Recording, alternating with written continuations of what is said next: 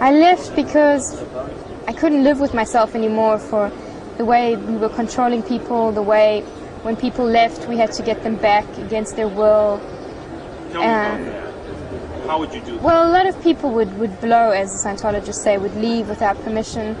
And then we'd call everyone, all their relatives, friends. We'd call up airports, have contacts there, post offices, telecom, all that kind of stuff, and get the person back. Either we'd go there and they would be blackmailed with their ethics folder. In these ethics folders there would be very intimate things, in crime sometimes, theft,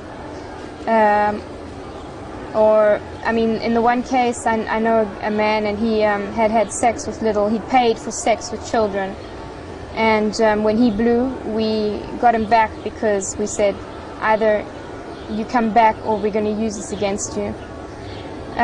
Or you would physically get somebody back. You would physically go to the house where they were, drag them into the car and take them back. Or you would just stop them physically from leaving the estate. The security guards. So it wasn't you, it was a security guard? Oh, no, I didn't do that. The security was responsible for that. I wouldn't have been strong enough to do that anyway. Did anyone question, in the case of the man having sex with little boys, did anyone question that they should go to the authorities? No. So that crime was okay as long as he was in Scientology? Well, that crime was okay as long as he paid for auditing. Because, auditing can, cure any diseases, any sicknesses, any mental illnesses, and make everything turn out right again. So you knew that they were disclosing information from these folders. Did you feel comfortable in your auditing sessions telling your private thoughts? Well, the thing with me was that I didn't have anything to tell. I didn't have any crimes to tell besides that I had stolen some money from my parents, like smaller amounts, to buy teenage magazines or go and get stuff. There weren't private thoughts that you had that you were worried about? No. Let me ask you, did you ever have a negative thought about L. Ron Hubbard? No, I didn't. Never. I had a lot of negative thoughts about other people. Because when I was in the Sea Org, I was convinced that L. Ron Hubbard had written the tech, and the tech was right, but that we were not using it correctly, or other people were not using it correctly. So did you ever complain to people in the Sea Org or in the chain of command that you thought you were out tech? Constantly. Always writing reports, and I was always getting into trouble. And eventually I started writing reports and making copies all the way up to RTC. With every single report that I wrote went to RTC. And I got into a lot of trouble for it, which is also out tech, off policy. What type of trouble? You'd get called into the office of some senior or some officer, and he would shout at you, humiliate you. He would put you on mess work, make you clean toilets, and all sorts of stuff like that. So this was not officially the RPF, but they would force No, you to do but you would regularly, I would anyway, because of reports, and if they considered I was out ethics, then that's what they would do. I was stopped by the security guards of HCO and dragged into one of the towers in the castle and locked in a room with some paper and a pen to write up my OWs, my overts and withholds. And then I was guarded permanently after that. For how long? For about 2 weeks. 2 weeks? Were you allowed to come and go? Or? No, well, not the first few days, but then I was allowed to sleep in my dorm, in my room, with the other girls, but there was somebody outside the door. You would get guarded onto the bus, off the bus. Weren't allowed to make any private phone calls outside. Was put on mess work, isolated, nobody spoke to me, which was really torture, so you gave up very quickly. So even though you were in the dorm with the other girls, they couldn't talk to you? No. They wouldn't talk to you? No. There wasn't any of them that would whisper? Or? No. Well, there was one girl who went through the same, phases that I went through, who also wanted to leave, and we weren't allowed to tell each other, but we knew it. And then she was also put on mess work. We weren't allowed to work together. And, you know, we'd make comments when nobody was around, and nothing specific or nothing exact, but just so we knew about it. But that was the only girl who did that. This lasted for 2 weeks. Yeah. And then what happened? Then I gave up. My will was broken, and I said I want to be a good SEOG member again. And I worked out a plan to leave, because I figured I wasn't going to be able to leave like this.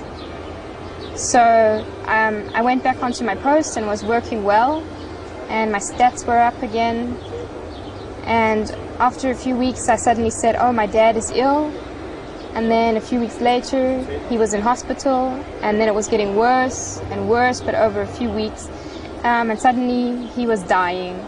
And because I was working well and always, you know, uptone, happy, helping here, wherever I could, nobody suspected anything. So, but your dad was fine the entire time? He was fine, yeah. And no one checked into that? No.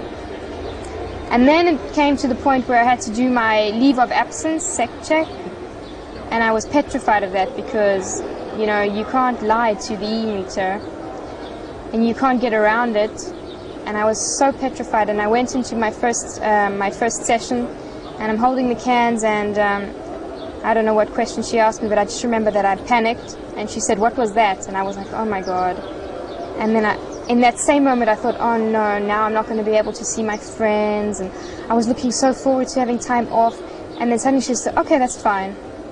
And then I thought, wait a minute. You know, if she asks me a question and I think about how happy I'm going to be, then it should work out, which is exactly what I did. And sometimes she would say, what was that? And I would go, oh, that was once when I came late to post. And oh, that I talked badly about somebody. So little things. But most of the time, I would just think about seeing my dad and seeing my sister and having time off, and that's how I got around the SEC check. That's how I lied to the e-meter. So you made it through, and were you able to leave immediately then? Or? Yeah. And did you go home to your dad? First, I went up to the north of England to my relatives, to my aunt, and she said to me as well, you shouldn't go back. She didn't want me to go back. Your aunt wasn't involved? No, only my dad for my family. And she said, well, you know, sell your story to a newspaper, and then they should pay for you to go back home. And that's what I did. I got in contact with a journalist from a magazine. And I flew to Stuttgart, which is where my dad was staying. And I told my dad I'm happy in the Sea Org and I don't want to stay there. And, you know, he said, no, you have to go back, you have to go back. So then I just left the subject. I didn't talk to him about it anymore. And while I was in Stuttgart, I flew from Stuttgart to Berlin to meet this journalist. And he introduced me to Ursula Hubbard in Hamburg. He didn't tell me we were going to meet her. He just said, we're going to see a specialist. And when we were outside her office, and he said, oh, yeah, now we're going to see Ursula Hubbard, and I almost died of shock because I was so petrified of this woman, this monster, this enemy number one against Scientology. I was petrified. I really was petrified. And I thought I was going to die. I thought I was going to die of a lung disease or something. I'd have an accident. Something terrible was going to happen. We went into her office, and you know, I was, you know, very quiet and didn't really want to talk about anything. And then this journalist got up and said he wants to take pictures of me. And I didn't want him to take pictures, but I would never have said no. And then she said, no pictures, no pictures. And then I suddenly thought, okay, I can trust her because she was protecting my interests. And she knew exactly how I felt, which surprised me. And so from that moment on, I trusted her. I just trusted her automatically from then. And during this interview with this journalist, he suddenly asked me, do you have any proof for what you're saying? And I thought about it, and I said, no. And he said, you don't have any documents, any pictures, nothing? And I said, no, well, not here, in England. And he said, oh, is there any way you can get hold of that?